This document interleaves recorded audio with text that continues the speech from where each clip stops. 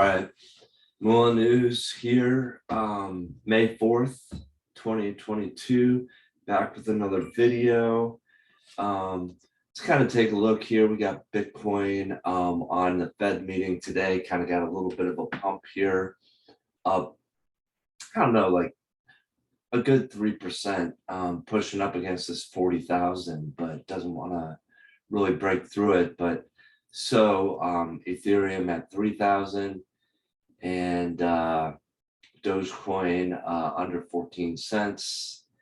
And what moved up today a little bit, ADA, Cardano actually moved up quite a bit today. But what I want to talk about, just a few things, try to have a faster video.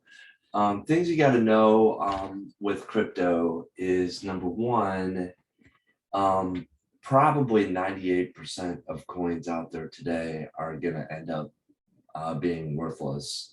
And that includes kind of, everything that there's, well over, I don't know, there's probably 10,000 coins at least now. And there's just, more coming on every day. We're going to have Corey coins coming out, under Mulan News. That's going to add more coins. So anyway, most coins are going to end up worthless. At the same time, on the flip side, the total market cap of everything out there, aside from if you exclude Bitcoin and Ethereum, is $683 billion. And I'd be willing to bet oodles of money that the total market cap of all cryptocurrency is in 5, 10, 15 years is going to be multiples of this 600. There's not even $1 trillion in all of crypto outside of Bitcoin and Ethereum. That's kind of blows the mind. I mean, it's easily going to do 100x in 15 years. But a lot of the cryptos that make up that 100x gain may not even be in existence yet. A lot of that could be actually, unfortunately, the CBDC crazy stuff, the central bank currencies. And if they include those in this number and everybody has to use those in the future or something, that's kind of, that doesn't mean that the crypto that you're holding is going to go 100x.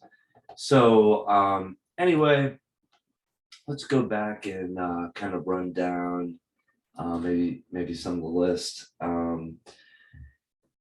What's been going on with Bitcoin, in my humble opinion, is, this is going back here. This is April of 2021, and we were at 63,000 then. We popped back up to that, 60,000 plus area in October, November. I basically consider crypto has been in a bear market since March or April of last year. I know that's kind of controversial to say. Obviously, it was a great year. It was a great year for me all the way through into November. All things considered, that was basically, really the top of all crypto. But if you look at chart after chart after chart, really what you end up seeing is a lot of things really, had their top back pretty early on, March, April, May timeframe, and they've been languishing.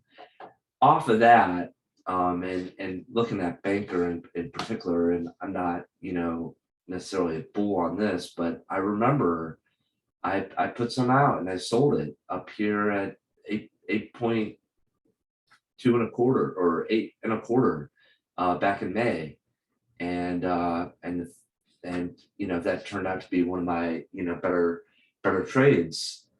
And now if I'm looking at that and I'm going, okay, I got out of it, now based on both time and price, I'm kind of maybe interested in getting back in the market. Now, I haven't played everything like, a rock star. 2021 was a good year. Obviously, 2022, the start of it has been pretty rough. But for anybody else that, may have done kind of that type of thing, they may have more powder dry or whatever. I would imagine some people are starting to, put money to work in here. And if prices do start to turn around, I wouldn't be in a hurry to sell, is another way to look at it. If you get a nice, pop back up to 3 in mana or 4 or 5 or something like that, I would expect these things are just gonna kind of surprise people if they do start moving. They're just gonna keep on moving. Um, polka dot, whatever. If these things start really, moving, um, yeah, I could easily see them make a new all-time high. So anyway, talking a little bit out of both sides of my mouth, but that's kind of how I'm always approaching the market is, kind of honestly speaking, like anything can happen. If I were to get in now based on that kind of banker mindset, that BNT mindset that, hey, getting out in May and coming back in right about now is a good approach. But a couple things is, one of my prior videos about 2022, really mentioned this is going to be a tough year for taxes. A lot of people made bank in 2021 in crypto, and now they have no money to pay their 2022 tax bill. Their substantial tax bills. And so the market makers, 2022 could end up being a lost year, that they may keep this stuff down and make people, struggle to get the money together to pay their taxes and not make it easy. On the flip side, the institutional money is chomping at the bit to start, getting in. But, to piggyback off the tax thing, we don't have regulatory clarity really in America. I would just as soon keep it more or less the wild, wild west. I've been scammed. I've been literally hacked and watched, my uh, hackers take money, straight out of my wallets. And I, fell for an Amazon token scam, a lot of different things, but I'd rather be free to make those decisions than to have like, the same banks run everything and have us have like 5 cryptocurrencies that we get to pick from. I'd rather have the wild, wild west and have, see what succeeds and what rises to the top. But anyway, that's a different topic. Last thing I really want to close on is kind of the poker game of everything, because you get a lot of those, moon boys and pump boys that, I talk about.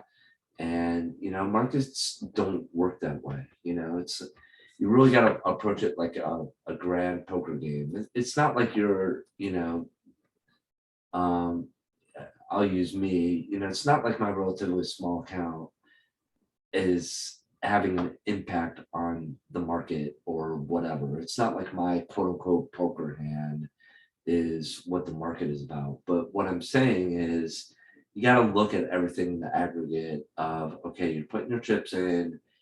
There's much bigger fish in the game that can ante and whatever, to use poker analogies. So you just want to look at everything like, hey, are you being strategic? Are you protecting your money? Are you, making wise, for lack of a better word, that I mean, they really are, bets? Are you doing a little bit of homework? I.e., do you know how to play poker? Do you know what the odds of various hands getting various hands are? And that type of thing. Are you doing a little bit of research and knowing what Hedera, Hashgraph, what's going on with them, or what's going on with Cosmos and Atom, or what's going on with Axie Infinity, and that type of thing. So anyway, if we do start to run, again, my feeling is, I would not be in a hurry to sell. I would imagine things are really gonna ramp up. On the flip side, as I've said before on other videos, and I know again, it sounds like talking out of both sides of my mouth, but as much as I seriously believe Bitcoin is going, well north of a million, at some point, well north of a million. I still, it's still going to be in a long-term uptrend if it drops back down to 10,000 in 2024 and just kind of sits here and languishes and does nothing. So I know, people don't want to hear that, but, realistically, again, I've done this before, but, let's just put some random trend lines in here and, an upper band and a lower band. And, just even look at the moves in this existing chart. And you got to think like, Bitcoin's probably going to be moving around like this. And this right here, you're talking about like 315,000 and you're talking about, below 20K. And, to think that those kind of crazy moves are not going to happen. So, don't follow anybody on Twitter or whatever that's like, oh my God, I can't believe Bitcoin just dropped 3,000, to 35,000. Oh my God, this is crazy. Like, hello, get ready for the ride, and have some big boy pants. Moolah News, thanks for checking in. Subscribe, hit the like button. Have a good one.